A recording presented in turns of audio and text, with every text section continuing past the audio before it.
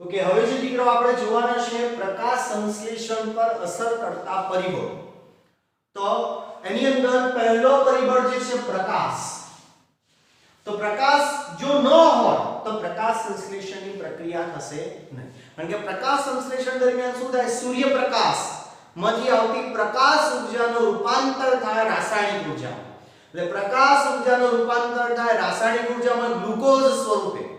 એ ઉર્જા એટલે રાસાયણિક સ્વરૂપમાં રૂપાંતરિત થાય.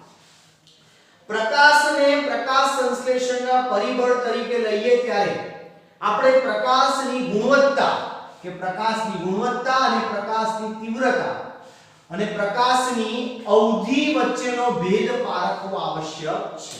પ્રકાશની ગુણવત્તા એટલે શું? કયા પ્રકારનો? એટલે 400 નેનોમીટર થી લઈને 700 નેનોમીટર એટલે દ્રશ્ય પ્રકાશની તરંગ લંબાઈ એ બધી જ તરંગ લંબાઈ આપાત થાય છે કે એમાં વધુ માત્રામાં અલ્ટ્રાવાયોલેટ કિરણો છે. એટલે પ્રકાશની ગુણવત્તા જો અલ્ટ્રાવાયોલેટ કિરણોનું પ્રમાણ વધારે હશે તે વનસ્પતિને નુકસાન કરશે. એટલે પ્રકાશની ગુણવત્તા અને એવો પ્રકાશ સંશ્લેષણનો દર વધારે નહીં ઘટાડે.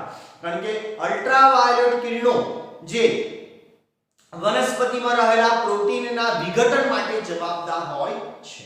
પછી પ્રકાશની તીવ્રતા કે જેમ પ્રકાશની તીવ્રતા વધે તેમ પ્રકાશ સંશ્લેષણનો દર વધે, પણ અમુક નિયત માત્રા સુધી.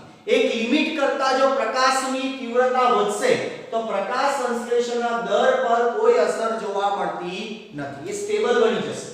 અને પ્રકાશની અવધિ કે સવારે 8 વાગ્યાથી લઈને સાંજે 6 વાગ્યા સુધી પ્રકાશ મળે તો ત્યાં સુધી પ્રકાશ સંશ્લેષણ થાય.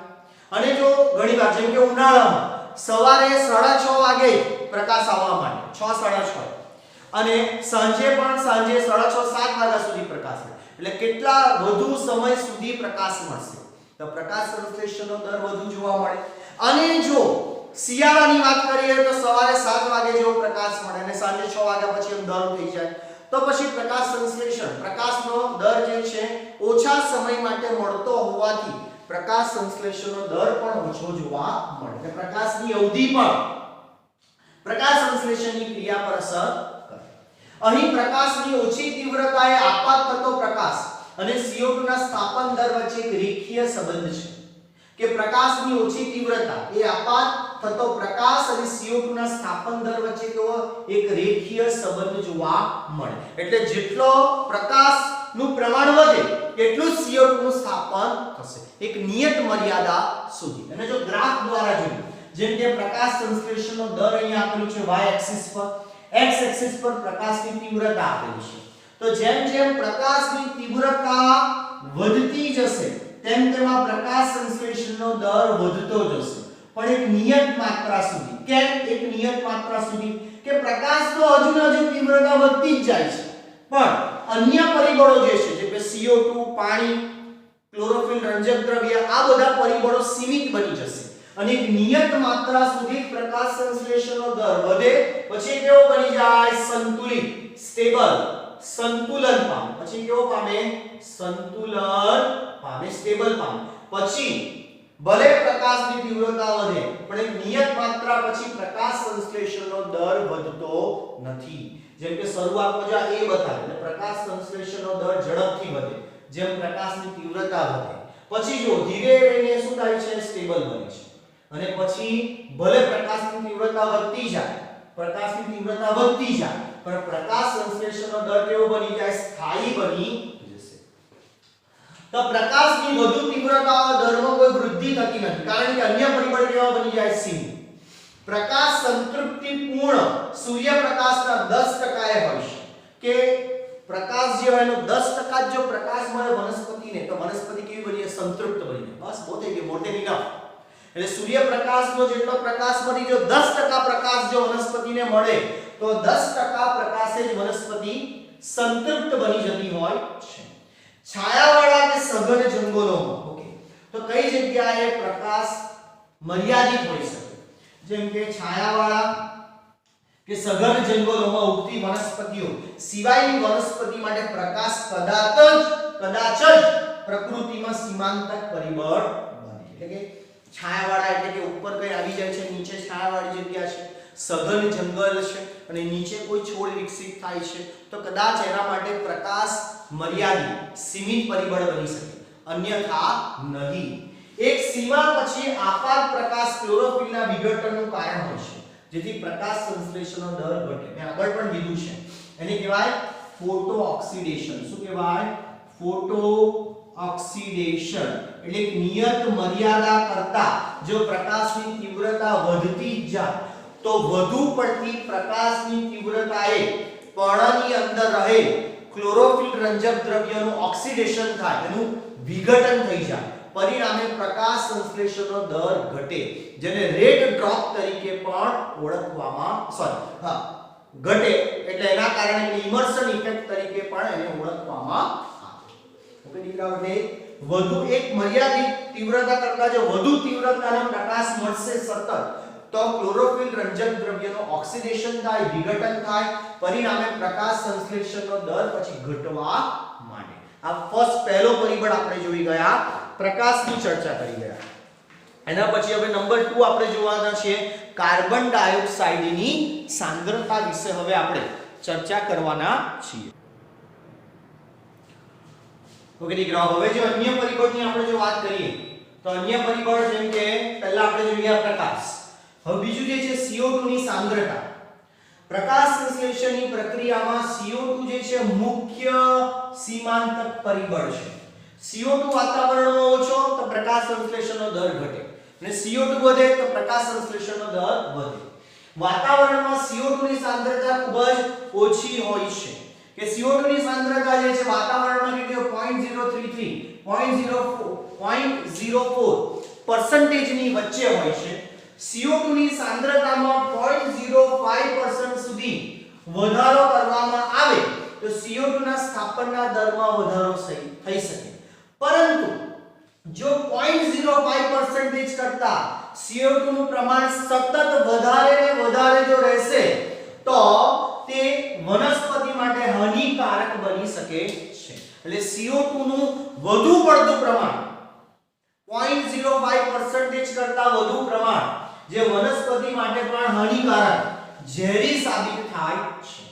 C4 વનસ્પતિ લગભગ 360 માઇક્રોન પર લિટર, આ પૂછી શકાય, 360 માઇક્રોન પર લિટર પર સંતૃપ્તિ દર્શાવે છે, જ્યારે C3 વનસ્પતિ 450 માઇક્રોન પર લિટર પર સંતૃપ્તિ દર્શાવે. એટલે કહેવાનો અર્થ એવો છે કે C3 કરતા C4 જે છે ઓછી માત્રામાં કાર્બન ડાયોક્સાઇડ હોય તો પણ તે સંતૃપ્તિ દર્શાવે છે. આનું પ્રમાણ કેટલું થયું આપણે એપ્રોક્સ ગણીએ તો 0.036 પર, અને વાતાવરણમાં તો ઓલરેડી હોય જ છે 0.03 થી 0.04% CO2, જ્યારે અહીંયા કેટલી જરૂરિયાત છે 0.04 કરતા વધારે. એટલે વાતાવરણમાં જે કાર્બન ડાયોક્સાઇડ છે તેના કરતા વધુ જો CO2 હોય, લગભગ એપ્રોક્સ 0.045%, ત્યારે તે સંતૃપ્તિ દર્શાવે છે. એટલા માટે C3 વનસ્પતિમાં ઘણીવાર CO2 ની ઘટ અનુભવાય તે પ્રકાશ શ્વસનની ક્રિયા કરે